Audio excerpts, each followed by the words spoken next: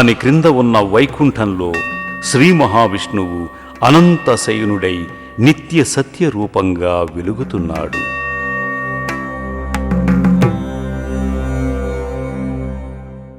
ఆయన సృష్టించిన బ్రహ్మలోకం ఆ విష్ణువుకి దిగువగా ఉన్నది.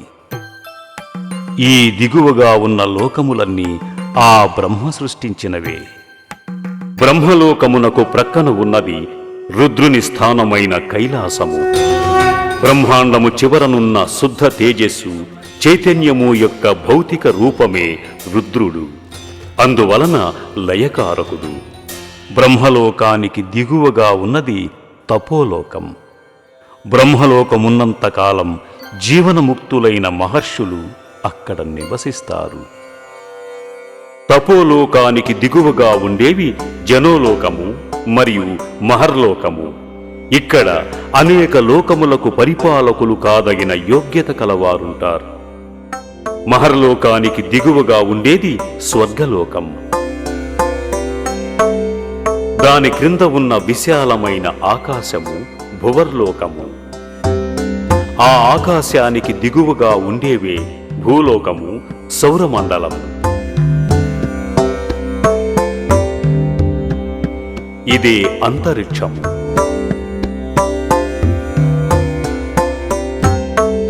ఈ అంతరిక్షములో కొన్ని చిన్న లోకములు ఉన్నాయి. అవి పితృలోకం, ప్రేతలోకము, యక్ష, రాక్షస, గంధర్వ, విద్యాధర, కిన్నెర, కింపురుష, నరకము లేదా యమలోకము, ఇంకా వసులోకము. ఇవన్నీ సూర్యకాంతి లోపల ఉన్నవి. అందుకని ఈ అంతరిక్షాన్ని ద్యులోకము అంటారు. ఇన్ని లోకాలు కలిపి వేదములో ఒక వాక్యముగా చెప్పబడ్డాయి. పృథివీ శాంతిరంతరిక్షకం శాంతిర్జౌ శాంతిర్దిశాంతిః అవాంతర దిశాశాంతిరగ్నిశాంతిర్వాయుశాంతిః. వీటికి భూలోక జీవులతోనే సంబంధము ఉన్నది. ముఖ్యముగా మానవులు చేసే సర్వసాధారణమైన కర్మ, అది పుణ్యమైన లేక పాపమైన గంధర్వలోకము, యమలోకము ప్రసాదిస్తుంది. తిరిగి జన్మ వచ్చేదాకా మనుష్య జీవాత్మ వేచి ఉండేది పితృలోకములో. ఈ లోకాన్ని శాశ్వతముగా పరిపాలిస్తున్నవారు 5 పితృదేవతలు ఉన్నారు. అక్కడున్న కాలములో వాళ్ళని, అంటే ఆ జీవాత్మలని అర్చించటమే పితృదేవత కర్మ. ఈ జీవాత్మల యొక్క పునర్జన్మలు భూమిపైన కర్మఫలాన్ని, సుఖదుఖాలని, ఆయువును నిర్ణయించే ఒకానొక శక్తి పేరు ధర్మదేవత. ఈ శక్తి దక్షిణాన ఉండే చోటే యమలోకము. యక్ష, రాక్షస, గంధర్వాది, విద్యాధరాది అనేక లోకాలు కూడా భూలోకవాసులకు సంబంధించినవే. వీటన్నిటికీ పైన చాలా దూరంలో ఉండేది స్వర్గలోకం. కోటికొక జీవుడు ధర్మంలో జీవించి 100 అశ్వమేధాలు చేసి ఆ కర్మఫలంగా ఒకడు స్వర్గలోకానికి వెళ్ళవచ్చు. ఆ లోకములో ఇంద్రుడితో పాటే అక్కడ శాశ్వతముగా ఉండే దేవతలు కొందరుంటారు. అది భోగలోకము. ఇక్కడ చేసిన శతక్రతు పుణ్యము స్వర్గమందు నివాసము, కొద్దిపాటు ఇంద్రపదవి సౌఖ్యము ఇవ్వవచ్చు. ఇక్కడి పుణ్యము కొంతకాలానికి ఖర్చుకాక తప్పదు. అటుపైన ఆ జీవుడు మనుష్యలోకానికి తిరిగి రావాలి. ఈ వివరణకి అంతులేదు. ఈ మాటలు సూచనప్రాయమే. కాలచక్రం అంటే ఏమిటి? చక్రం తిరుగుతున్నప్పుడు ఒక పాయింట్ దగ్గర తిరిగి చక్రం అక్కడికి వస్తూ ఉంటుంది. గడియారం ముఖంలో ముళ్ళన్నీ 12 దగ్గర బయలుదేరి మళ్ళీ 12కి వస్తూనే ఉన్నాయి. తిరిగి ఆ చోటుకే రావడం పేరు చక్రం. కాలచక్రంలో కూడా ఈ సృష్టి అదేవిధంగా తిరిగి అంతమైపోయింది, కానీ మళ్ళీ మొదలవుతుంది. దీనికి శాశ్వతమైన అంతం లేదు, శాశ్వతమైన స్థితి లేదు. చాలా విచిత్రమైన సృష్టిని చేసింది ఎవరు? బ్రహ్మ డైరెక్ట్గా చేశాడా? కాదు. బ్రహ్మ ఏం చేశాడంటే తన మానసపుత్రులను సృష్టించాడు మనస్సులోంచి. ఇందులో ఎవరు కూడా మన వంటి భౌతిక శరీరాలు కావు. భౌతిక శరీరం అంటే ఏమిటి? ఒక స్త్రీ పురుషుడు కలిసి దాంపత్యం వల్ల అందులోంచి గర్భంలోంచి ఒకడు పుడితే అది భౌతికం. ఆ విధంగా పుట్టిన శరీరాలు ఏది నిజంగా ఉండవు, కొంతకాలం ఉండిపోతాయి. అవి అలాంటివి కాదు ఆ శరీరాలు. అందులో పంచభూతాలు ఇలా ఉండవు. ఆకలి, దప్పిక, నిద్ర, వయస్సు పెరగడం, వృద్ధాప్యం ఏముండవు. దివ్య శరీరాలు అంటారు వాటిని. వాటిని అన్నింటినీ కూడా తన మానసపుత్రులను సృష్టించి మీరిగా సృష్టి చేయండి అని బ్రహ్మ చెప్పాడు. వాళ్ళందరూ ప్రజాపతులు. ఆ మహర్షులే ప్రజాపతులు. వాళ్ళకి అహంకారం, దక్షుడు వంటి వారు కాదు. వాళ్ళు బ్రహ్మ యొక్క జ్ఞానం వాళ్ళలో ఉంది. మానసపుత్రులు కదా. వాళ్ళు చేసినటువంటిది మరీచి, అత్రి, అంకిరసుడు వీళ్ళందరూ వచ్చారు. వాళ్ళు పుట్టినప్పుడే వాళ్ళ పత్రులతో సహా పుట్టారు. స్త్రీ పురుషుడు రెండు ఉంటే కానీ సృష్టి నడవదు. సృష్టి పుట్టి ఉన్న తర్వాత రెండు ఎప్పుడు కనపడుతూ ఉండాలి. స్త్రీ పురుషుడు, ప్రకృతి పురుషుడు రెండు ఉంటేనే సృష్టి. ఈ స్పీసీస్ అంటే జీవకోటి వృద్ధి పొందుతుంది. కానీ ఈ జీవకోట్లు ఎవడు కూడా శాశ్వతంగా ఒక క్షణం ఉండిపోతారు.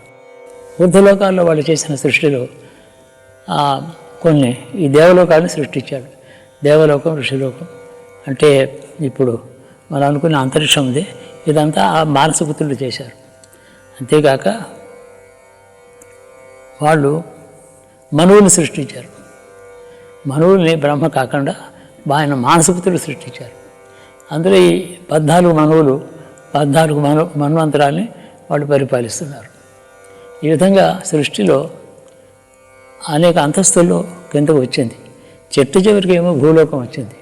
పశువులు, పక్షులు, జలచరం, భూచరం, వృక్షములు అనేక విధములైన ప్రాణికోటి వచ్చింది. ఈ ప్రాణికోటిలో సగం ఈ దక్షుడు చేశాడని ఇంతకు ముందే ఊర్ధ్వలోకాలలో పూర్వం ఇంతకు ముందు ఉన్నటువంటి ప్రజాపతి సృష్టించారని చెప్తోంది. భూలోకం వచ్చిన తర్వాతనే మనకి మృత్యు, వృద్ధాప్యం, రోగం, యవ్వనం ఇవన్నీ వచ్చాయి. ఎందుకంటే స్త్రీ గర్భం నుంచి మళ్ళీ పుడుతున్నాడు. అలాగే ఆ స్త్రీ కూడా అలాగే పుట్టి పెరిగిపోయింది. కానీ తల్లి తండ్రి అందరూ ఎలా ఉన్నారు, తాను ఎలా. ఇది భూలోకంలో జీవుల యొక్క ధర్మం. ఈ అంతరిక్షానికి ఒక భాగమే భూమి. మన భూమి మీద పూర్వ చరిత్ర తెలుసుకుందాం. భూమిపై మానవులు నిత్యము పుణ్యపాపములు, యాగము, తపస్సు మొదలైన కర్మలు చేస్తూ ఉంటారు. ఆ కర్మల ఫలం ఈ జీవులు మరణానంతరం అనుభవించటానికి ఈ లోకాలు ఏర్పడ్డాయి. ఈ భూమిని ఆర్యులు అందుకే కర్మభూమి అన్నారు. అనంతరం ఆ జీవులు మనుష్యలోకంలో తిరిగి పుడుతూనే ఉంటారు. భూమి మీద మనుష్య జాతి ప్రారంభానికి ముందు జరిగిన గాథ ఇది. అంటే 6వది అయిన చాక్షుష మన్వంతరము మరియు 7వది అయిన వైవస్వత మన్వంతరముల సంధికాలము అది. ఆ తరువాతే భూమి మీద ప్రాణికోటి పుట్టింది. మొదట దక్ష ప్రజాపతి మొదలైన వారు, తరువాత కశ్యపాది ప్రజాపతులు ఈ భూమిని ప్రాణికోటితో నింపారు. ఈ భూలోక పరిధికి క్రిందుగా 7 లోకాలు అంటే పాతాళములు బ్రహ్మాండంలోనే ఉన్నాయి. వాటిని అతల, కుతల, వితల, తలాతల, రసాతల ఇత్యాది పేర్లతో వివరిస్తారు.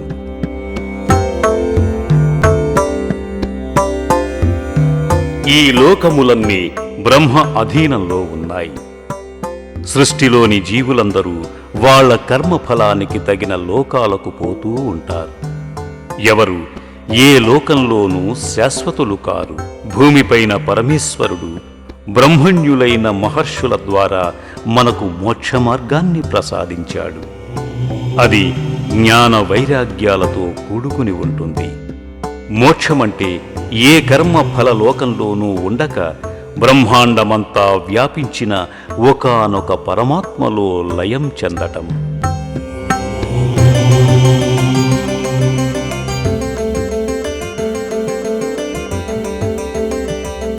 మన భారతదేశంలో అనేక వేల సంవత్సరాల పూర్వం నుంచి పెద్దలు చెప్పిన కొన్ని మార్గాలలో ముక్తిని పొందినటువంటి వ్యక్తులు మనకున్నారు. ఇదే భారతీయ సంస్కృతి యొక్క విశిష్టత.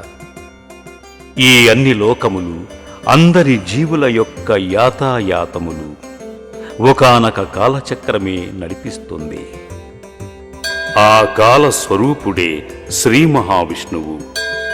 అతడధివహించిన శేషసాయి ఆ కాలమే.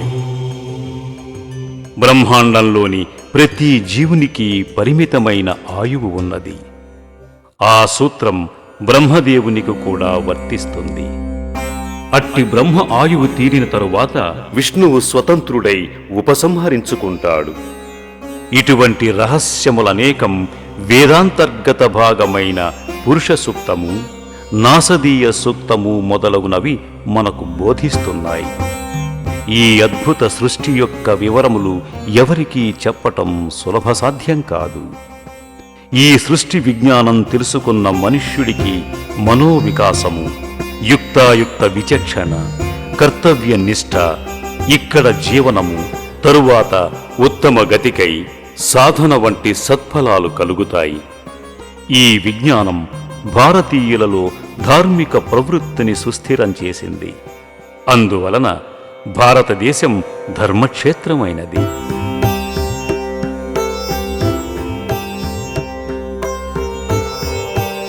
ఇటువంటి విజ్ఞానం ఎక్కడా లేదంటే అతిశయోక్తి కాదు. సృష్టిక్రియ, బ్రహ్మ, బ్రహ్మాండ, మహావిష్ణు, పద్మశివ ఇత్యాది పురాణాలలోనూ భాగవత పురాణములోనూ చెప్పబడిన అందులో తేడాలున్నాయి. కొంత సమన్వయంతోనూ సంక్షిప్తంగానూ సృష్టిక్రియను ఈ విధంగా గ్రహించవచ్చు. ఈ సృష్టి ప్రారంభము ఇలా జరిగింది. సృష్టి లేని కాలములో శ్రీ మహావిష్ణువు చిన్న శిశువై, తరువాత విష్ణువై సృష్టి సంకల్పము చేసి హిరణ్యగర్భుడైనాడు. హిరణ్యగర్భః సమవర్తతాగ్రే భూతస్య జాతః పతిరేక ఆసీత్. ఈతడే విరాట్ పురుషుడు. ఆ హిరణ్య రూపమైన గర్భాండమే బ్రహ్మాండమైనది. అందులో 14 విభాగములు, 14 లోకాలుగా రూపొందినాయి. తాను చేసిన ఈ బ్రహ్మాండమందు విష్ణువు ప్రవేశించి అంతటా నిండిపోయినాడు.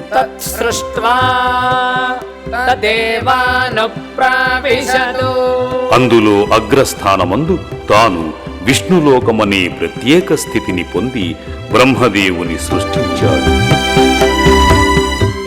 అంతేకాక అన్ని లోకాలలోనూ నిండిన ఉత్తమాధమ జీవులందరిలోనూ తాను ప్రజాపతి పేరుతో ప్రవేశించినాడు. ప్రజాపతిశ్చరతి గర్భే అంతః. అంతేకాక అజాయమానో బహుధా విజాయతే. అంటే అసలు పుట్టుకే లేని ఆ పరమాత్ముడు ఇన్ని కోట్ల జీవులుగా జన్మను స్వీకరించినాడు అని అర్థం. అంటే ప్రతి జీవిలోనూ తాను సాక్షిగా ఉన్నాడని అర్థం. అతడే ఈ లోకాలలో జీవకోటిని సృష్టించుటకై బ్రహ్మదేవుని సృష్టించాడు. బ్రహ్మ పుట్టి మరీచ్యాది ఋషులను ప్రజాపతులుగా సృష్టించాడు. ఈ ప్రజాపతులు జీవులకు యోగ్యమైన శరీరాలను సృష్టించటానికి ఏర్పడ్డారు. ఆ శరీరాలు భౌతికము, వాయురూపము, తేజోరూపము, కేవల జ్ఞానరూపము మొదలైనవిగా ఉంటాయి. వీరి ద్వారా జరిగిన సృష్టిలో ఒక మానవుడి నిర్మాణం చేయటం కంటే ఒక మనుష్యుని యందు ఉన్న మూల పదార్థముల సృష్టే జరిగింది. అవి పంచభూతాలు, పంచతన్మాత్రలు, మనస్సు, బుద్ధి, చిత్తములు, అహంకారము, ప్రాణశక్తి. ఇటువంటి మౌలిక పదార్థాల సృష్టి ప్రజాపతుల వల్ల జరిగినది. ఈ పదార్థాల యొక్క సమాహారమే మొదటి మానవుడు.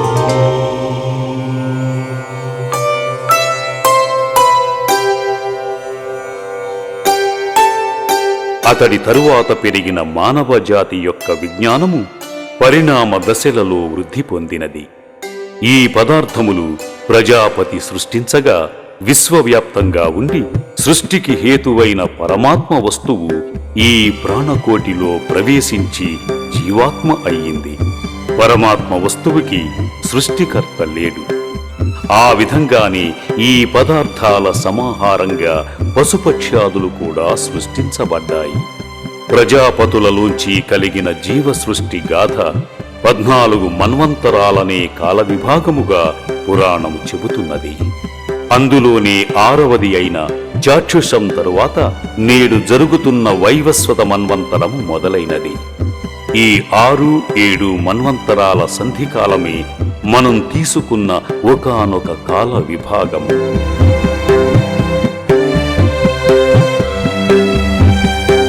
ఇక ఈ కాలచక్రంలో మనమెన్నుకున్న కథా వస్తువునందలి దక్షుడి వద్దకి పోదాం.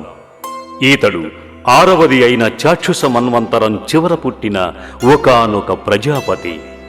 పరాశక్తి తన సంకల్పం చేత ఈతడికి సతీదేవిగా జన్మించినది. ఈమె రుద్రుని పత్ని అయినది. అతడికి దేవతలు కూడా చూపిస్తున్న గౌరవం వల్ల తాను సతీదేవిని రుద్రునికివ్వటం చేత గొప్పవాడినని, స్వతంత్రుడనని అహంకారము పెరిగినది. ఒకానొక సభలో రుద్రుడు ఇతర దేవతల వలె లేచి నమస్కరించలేదని కోపము వచ్చినది. రుద్రుడు తనకంటే తక్కువ వాడని ఆయన భావము.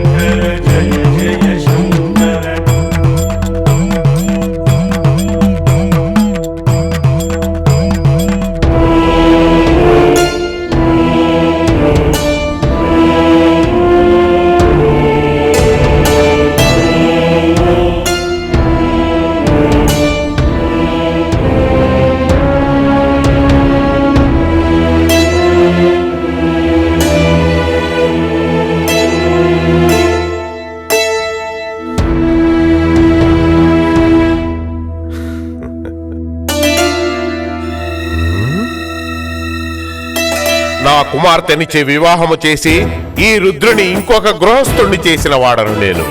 అయినను దేవతలకి ఆరాధ్యుడనైన నన్ను ఈతడు గౌరవింపలేదు. ఈ రుద్రుడు అనాగరికుడు, అహంకారి. ఈతడు అపవిత్రుడు కూడా. ఇట్టి దేవసభలో ఇతనికి స్థానముండరాదు. ఓ ప్రజాపతి, నీవు నీ అజ్ఞానమును ప్రకటించుచున్నావు. మహాదేవుడు అహంకారి కాదు, మంగళస్వరూపుడు, శాంతుడు. నీవు దురహంకారివి. నీ వంటి భక్తులు కలిగిన ఈ రుద్రుడు దేవ పూజ్యుడు కాడు. దేవసభనందు గాని, దివ్యమైన పవిత్రమైన యాగములందు గాని ఇతనికి స్థానముండరాదు. ప్రజాపతి సత్యమునే పలికినాడు. ఈ రుద్రుని భక్తుడు, కర్మభ్రష్టుడు, అనాచారపరుడు కాగలడు. ఓ భృగు, అట్లయినచో కేవలము వేదయజ్ఞములు మాత్రమే నమ్మిన బ్రాహ్మణులు కర్మజుడులై సత్య జ్ఞానమునకు దూరము కాగలరు.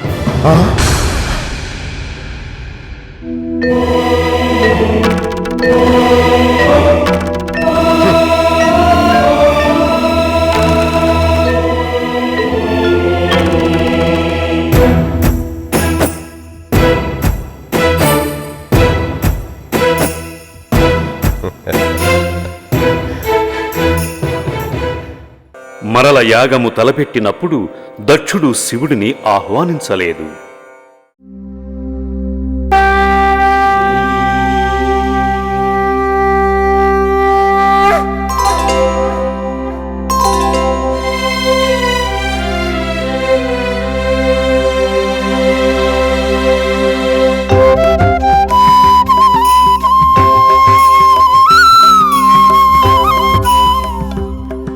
ప్రభు, నా తండ్రి దక్షుడు గొప్ప యాగాన్ని సంకల్పించాడు.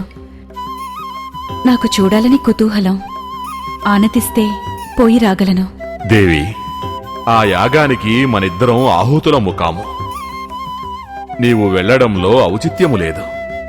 ప్రభు, యాగదర్శన కుతూహలమే కాక తమని ఆహ్వానించపోవుటకు కారణం కూడా నా తండ్రిని అడుగవలను.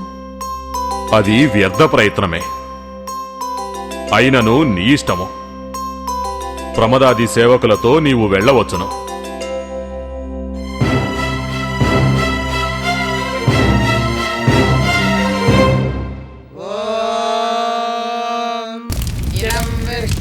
चक्रमे त्रेधानि लभे पदम् समूढमस्य पागुं सुरे स्वाहा श्रीमहाविष्णव इदन्न मम ॐ ब्रह्मदेवानां पदवे कवीनां ऋषिर्विप्राणां महिषो मृगाणां येन वृद्धानागस्पतिर्वणा नागुं सोमः पवित्रमत्येतरे भन्नु स्वाहा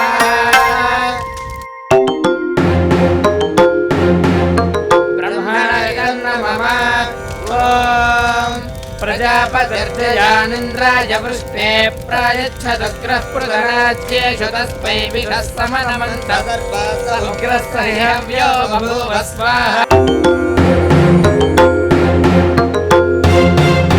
प्रजापतय इदन्न मम ॐ इन्द्रमेभ्यः अस्माकमस्तु केवल स्वाहा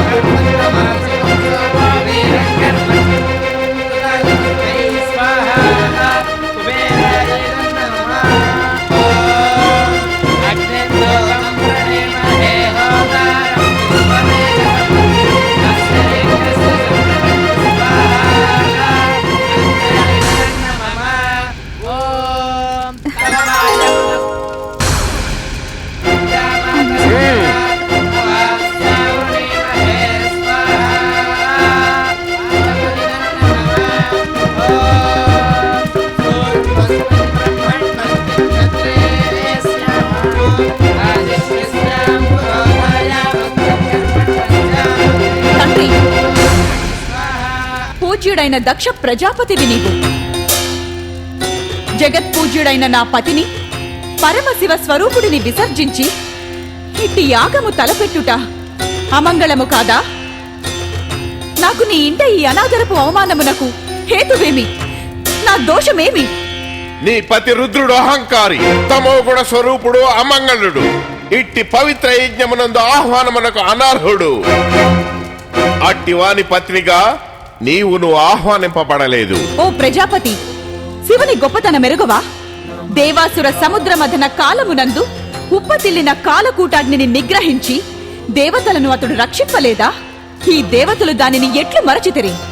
విరాగి, శ్మశానవాసి, దిగంబరుడు అగుచో మహేశ్వరుడు నీకు పూజార్హుడు కాడా? నీ విజ్ఞానమెట్లు నశించినది? తపోధనులు, ఋషులు ఇట్టి దోషయుక్తమగు యజ్ఞమునకు ఎట్లు వచ్చిరి? ఇప్పటికైనను ఈ దుష్ట యజ్ఞమును విరమించి నీవు క్షేమమును పొందుము. సతీ, నీ అధిక ప్రసంగము వినివారెవరూ లేదిక్కడ. విషభక్షణ చేయు శుద్ధ తమోగుణ స్వరూపుడు అతడెక్కడా? పవిత్ర మంత్రపోతములకు హవిస్సులతోడి యాగమెక్కడా? చాలు చాలు, నీవు వచ్చిన దారినే తిరిగి వెళ్ళవచ్చు. పొమ్మో! ఓ ప్రజాపతి దక్ష, నీవింత మూర్ఖుడవని నాకు తెలియలేదు. ఇట్టి దుష్ట యజ్ఞమునకు ఋత్వికులై వచ్చిన వారి జ్ఞానమెట్టిదో నాకు తెలిసినది. యాగము యొక్క అనౌచిత్యమును పరిగణింపక ఆహ్వానమే చాలుననుకొని వచ్చిన ఈ దేవతా సమూహము యొక్క ఆ సూర్య చంద్రుల యొక్క స్వభావమెట్టిదో నాకు తెలిసినది.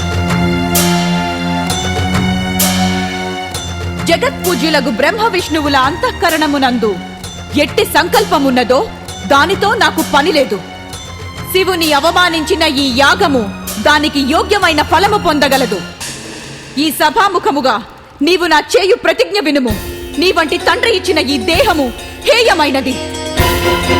నీ వంటి శివాపరాధియగు తండ్రికి కలిగిన ఈ పుత్రికా దేహము తిరిగి కైలాసం వెళ్ళజాలదు. ఈ అపవిత్ర శరీరము మరల శివ దర్శనమునకు, శివుని సేవకు అనర్హమైనది. ఈ నా శరీరమును ఈ దేవతల సన్నిధిలో నీ ఇంటనే ఈ యాగ మంటపమునందే విసర్జించుచున్నాను.